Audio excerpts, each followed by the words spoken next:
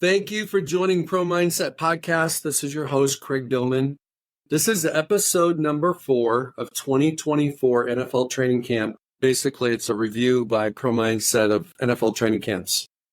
Today, we're going to talk about the physical demands and the grind of an NFL training camp.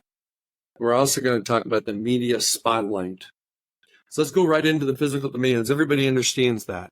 It is easy the first day. These guys are in such tip-top shape. They've been training all summer. They tapered the last week before training camp. They've gotten their rest. They worked on all the things that they need to do to have great change of direction, explosiveness, strength, speed, all the things that they're being evaluated on as an athlete. However, first day of pads is a different game.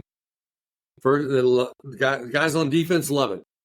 Receivers and some of the other guys, not so much. But it's like that's when the soreness kicks in. Our bodies were not designed for the punishment that these guys face playing football. Obviously, they've got shoulder pads and some other light pads around their bodies that don't do much except shoulder pads is it. Thigh soreness, getting hit in the legs as a running back when they do the tackle to the ground type stuff is really tough. And that happens in that first preseason game. You cannot simulate tackling in practice without tackling in practice. And the way it works in the NFL is a coach would get fired if he had guys getting hurt in practice. They can even get not necessarily fired, but shamed by the media if they get star players hurt during the preseason.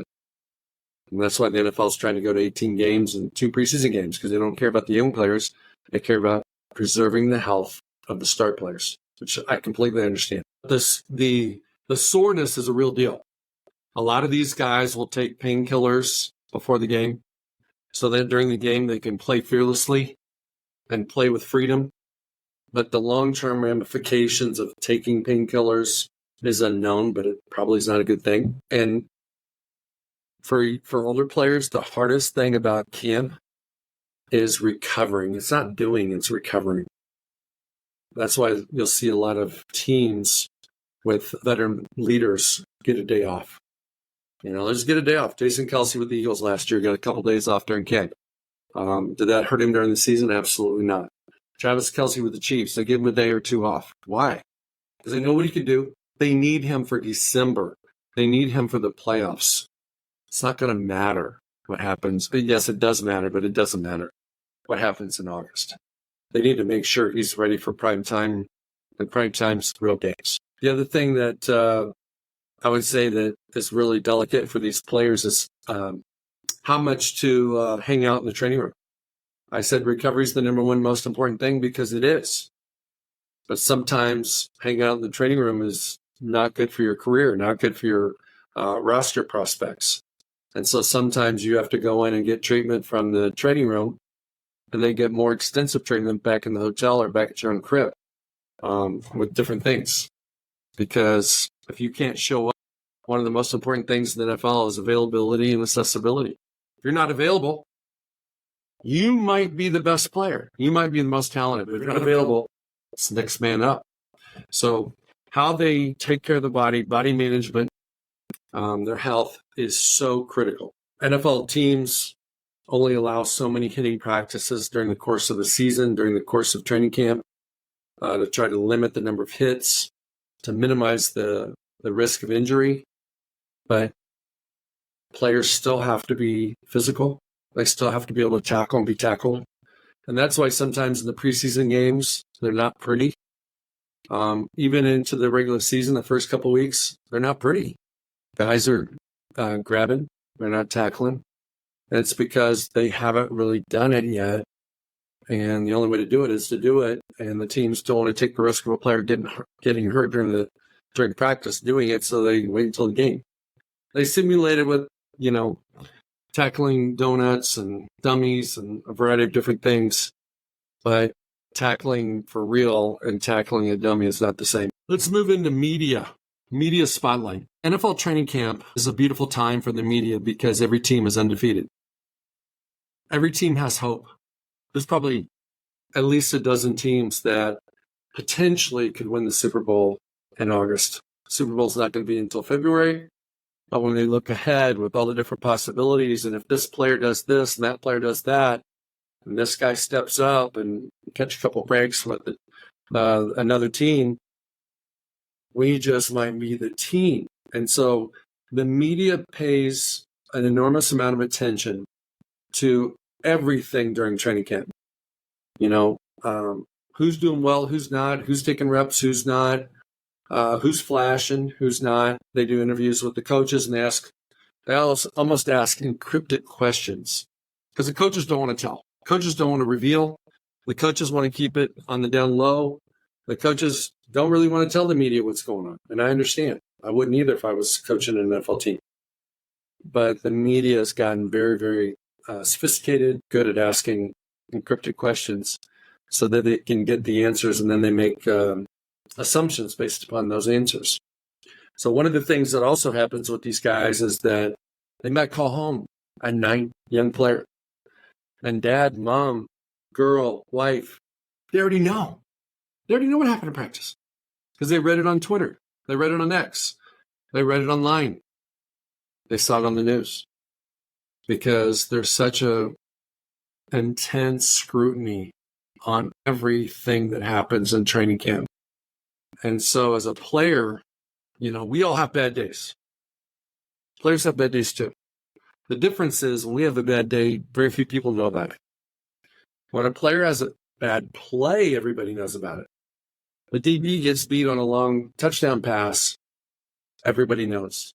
So I think one of the most important things for young players, NFL all players, especially young players, is the ability to block out the distraction, block out the noise that comes from the media, and not to be responsive to the minute-by-minute, second-by-second commentary that media gives to these practices in the NFL during training camp. There's a lot of scrutiny. There's a lot of very serious fantasy football leagues and owners that it's their business to know who's that newcomer that's going to step up. Puka did it last year for the Rams. Set a record for the most receiving yardage, and since Randy Moss did, many, many moons ago. And so who's that guy going to be in 2024? So everybody's going to be watching, the Giants and neighbors, and they're going to be watching the Cardinals and Harrison and people like that to see, is this guy the real deal or not? So one of the things that happens for especially the skill guys is not only do they have to learn their job, not only do they have to earn the trust of their coaches, be connected to their teammates, get their rest, take care of their body, recover, be prepared for the unexpected. They also have to deal with the media and the projection of where they are in the fantasy football rankings. And friends and well-wishers reaching out to them, saying, hey, man, I'm going to draft you on my fantasy team. I need you to really blow it up this year. So if a player's got his head on straight and he got everything in perspective, that's cool. But if a player is responding to all this commentary, all these communications, all these expectations, what's in the media, what they hear from their friends, what they hear from their family, it just adds more and more pressure on the player. Obviously, in the fantasy leagues, it's only skilled players, so it's primarily the receivers, running backs, and tight ends. A couple rookie quarterbacks, but people don't generally put a lot of stock in rookie quarterbacks, even though C.J. Stroud had a hell of a year last year. But it's like, that's just another opportunity to be distracted, feel more pressure than you really should, perhaps hinder your ability to stay locked in on the moment, all those types of things.